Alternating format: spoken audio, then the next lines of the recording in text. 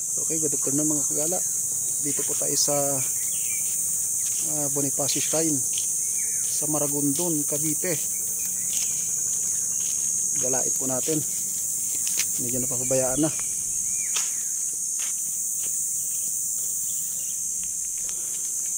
Okay.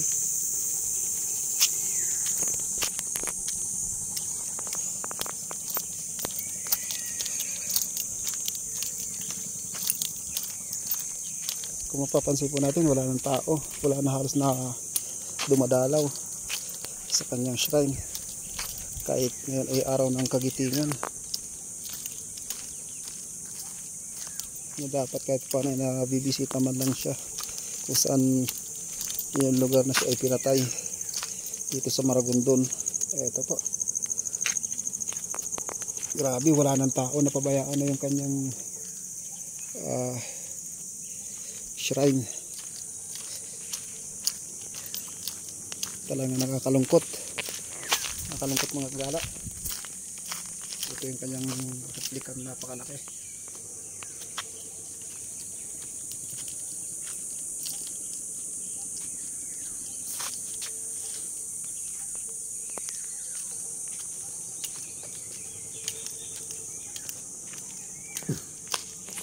Nakakalungkot mga kagala kasi wala na sa kanyang dumadalaw, wala nang tao pumupunta, bihira na lang. Talagang parang nakalimutan na lang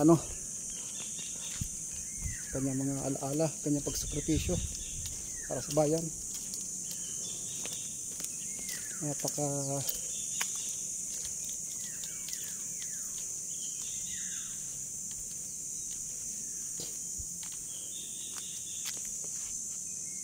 kung saan siya yung namuno sa pakikibaka.